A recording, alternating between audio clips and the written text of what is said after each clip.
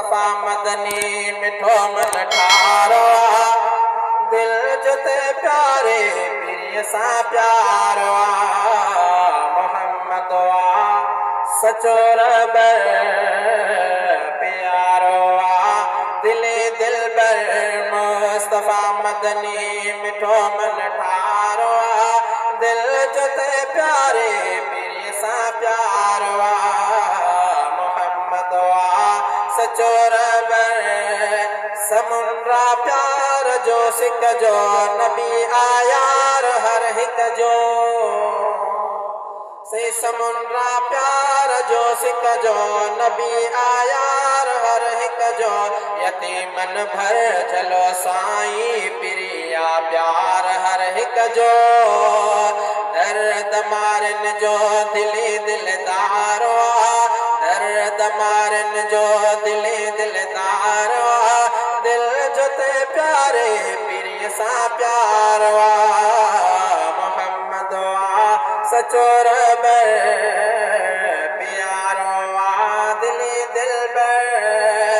नबी सां इश्क ऐं चाहत रखी मोमन पयो महके सजण जे सार सुरहीअ सां अंदर पियो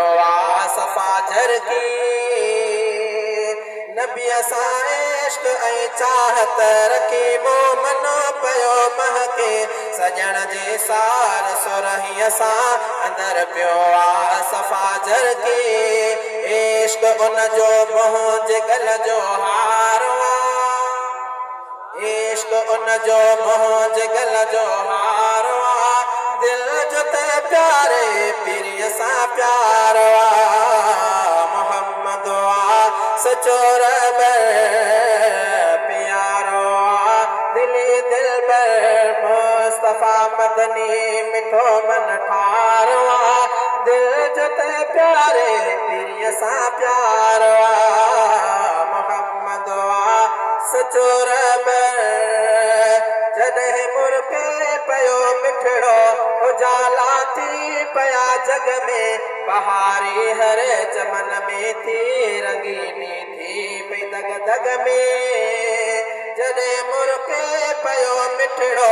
उजाला थी पया जग में बहारी हर चमन में थी रंगीनी थी पई दग दग में चंद्र खां वध जान जलवेदारो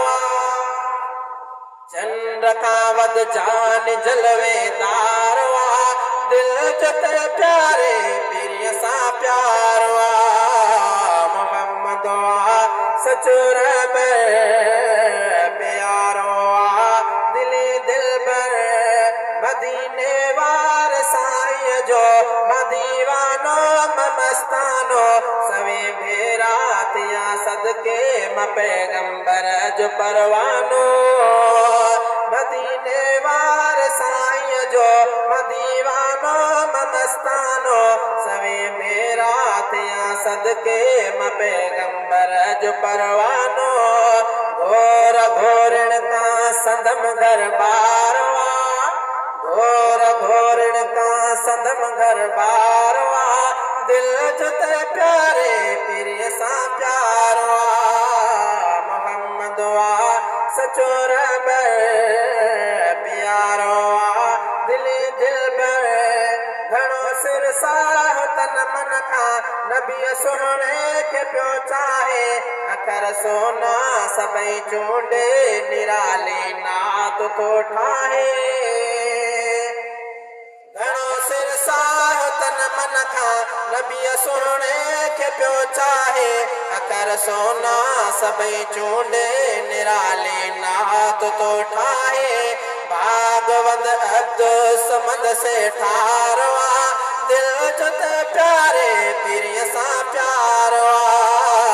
मोहम्मद सचो रबर प्यारो दिली दिलबर मुस्तफ़ा मदनी मिठो मन ठारो दिल जुते